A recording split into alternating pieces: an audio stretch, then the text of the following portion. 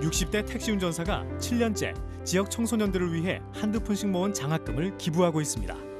오래전 지병으로 병원에 입원한 것을 계기로 봉사를 시작한 그는 다양한 봉사활동으로 주변에서 기부천사로 불리고 있습니다. 봉사가 생활이 된 택시 운전사 정영춘 씨를 사건 반장에서 만나봅니다. 네, 함께 사는 세상 가겠습니다. 오늘은 지역 청소년들을 위해서요 장학금을 기부하고 있는 택시 운전사의 얘기입니다. 오늘의 주인공 만나볼까요? 네, 이분 저기 경남 하동군에서 택시 운전을 하는 분인데요. 60대의 정영춘 선생님 이렇게 부르겠습니다. 2012년부터 지금까지 무려 7년이죠. 해마다 아까 하동군에 사신다 그랬잖아요. 하동군 장학기금으로 매년 100만 원씩을 정말 규칙적으로 꾸준히 쾌척하고 계십니다. 네, 장학금을 쾌척하고 있는 정영춘 씨 사진을 좀 봤는데 이 정영춘 씨가 지역 청소년들을 위해서 장학금을 기부하게 된 이유가 무엇인지 듣고 올까요? 그 학교 다니는데 애롭게 다니는 그런 분들한테 도움이 될까 싶어갖고 도움이 되면은 큰 일을 할 수 있으니까는 힘이 돼줄까 싶어서 저도 공부를 많이 못 했기 때문에 저는 그거 생각하면 눈물이 터져 나올 정도로 지금도 참 서럽습니다. 돈은 많이 없지만은 도 하루하루 1,000원씩 2,000원씩 푼푼히 조금씩 모아가지고 12달을 모아가지고 100만 원을 모두 모이면은 내가 장학금을 내게 되지요. 지금 우연히 지내다가 부모님들이 우리 애도 장학금 받는데 참말로 그 다른 사람이 장학금 내는 것도 아니고 형님이 장학금을 내다니 이 택시 운전해가고 본받아야 되겠다고 그런 말씀을 해서 저게 저는 더 힘이 생기고 다른 분들이 느끼보지 못하는 그 감정, 그 짜릿한 순간이 정말로 참 좋더라고요. 억만금을 줘도 그 순간은 바꿀 수가 없지요.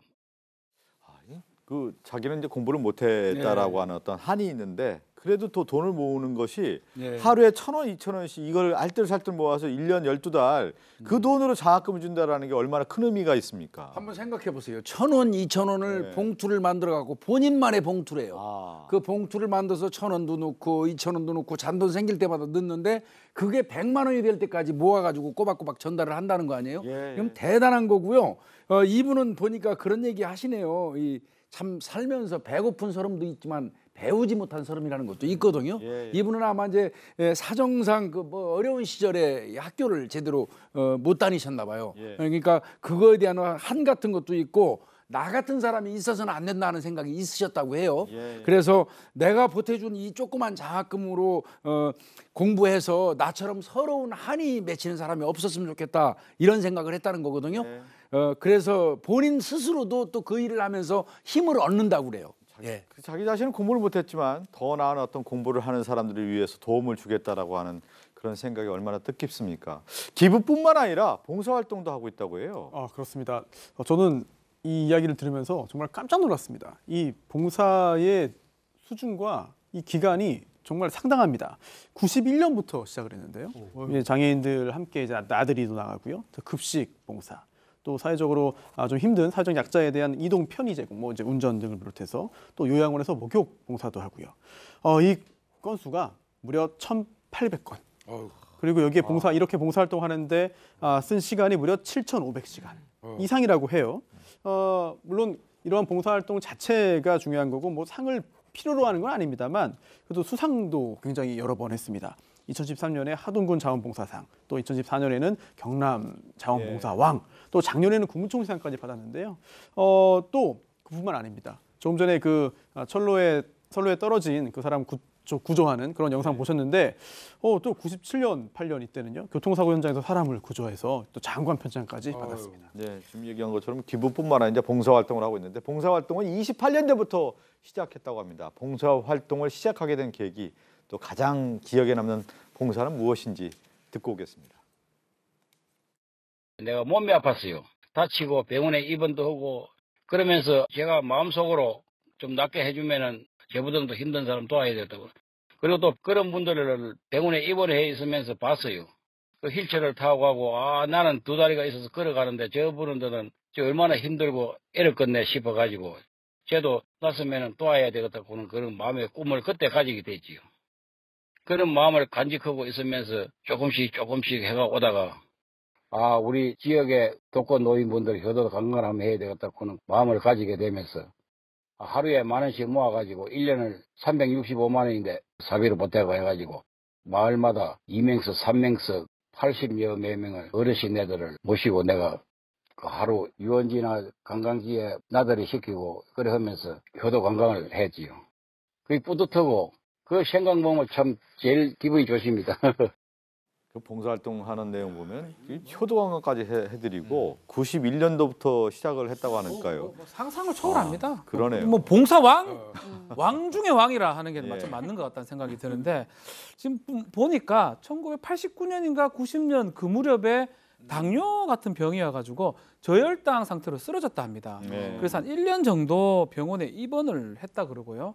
병원에 입원하면서 아마 그런 생각한 것 같아요. 만약에 내가 다 낳고 밖에 나가면 정말 봉사하는 삶을 살겠다라고 아내하고 그런 얘기도 했고 1991년 이제 병원에서 나와서 그때부터 봉사활동을 시작했다고 합니다.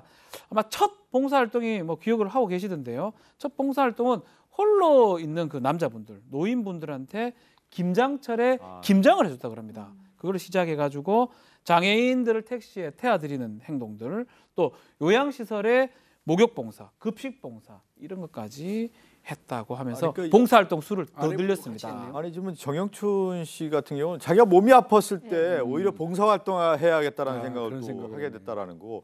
이 봉사활동 중에 그 효도관광 해준 게 가장 기억에 남는 봉사라고 지금 말씀하고 계시거든요. 89년, 90년도쯤에 이제 편찮으시고 난 다음에 이제 봉사를 결심을 했고 이제 문제는 아플 때 일해야지 하는 거랑 막상 낫고 나면 사람이 변하는데 그렇죠. 했다라는 것도 대단하신 것 같고 2009년에 독거노인들을 80여 명 모시고 이제 효도 관광을 시켜드렸는데 이때는 하루에 10,000원씩 1년을 모았답니다. 그러니까 365만 원이 모여졌고 거기에 개인 돈 35만 원을 추가로 해서 400만 원으로 80여 명을 버스 2대에 나눠서 이제 효도 관광 하루 코스로 효도 관광을 시켜드렸는데 저렇게 혼자 다 일선하면서 다닌 거고 당시에 또 봉사 단체에도 가입돼 계셨대요. 그래서 같이 이제 봉사하는 요원들 20명과 함께 갔다 왔는데 여러 뭐 사찰도 갔다가 동굴도 갔다가 점심 식사도 제공해 드리고 또 돌아올 때는 선물로 효자손을 드렸는데 얼마나 저 할아버지 분들이 좋아하셨겠습니까? 노인분들이. 그러다 보니까 굉장히 칭찬을 받았고 이렇게 기억을 하시네요. 내 인생의 가장 행복했던 순간이었다라고 말씀하셨는데 문제는 저렇게 하루 종일 저 80여 명 모시고 그렇죠. 다녀오고 며칠을 고생을 했대. 몸이 아파가지고. 근데 며칠 고생을 하면서도 참 뿌듯하고 행복하셨다고 합니다. 독거노인들 효도관광 하는데 그 몸소 이제 실천하다 보니까 갔다 오고 나서 병까지 얻었지만 가장 기억에 남는 봉사활동이라고 말씀하시고 계신데요. 이 정영춘 씨는 봉사를 하고 싶은 마음은 있지만 망설이고 있는 사람들에게 전하고 싶은 말이 있다고 합니다. 듣고 오겠습니다.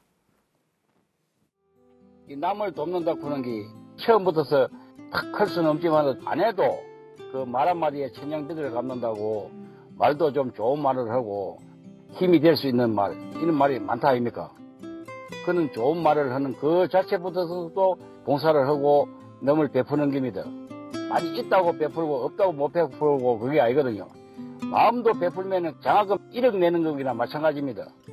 봉사는 정말 어떻게 표현을 해야 될 정도로 좋은 기지요. 아이고, 이후에 좋은 게 어디 있습니까? 보약 10첩, 100첩 묻는 것보다도 이 보약이 최고입니다.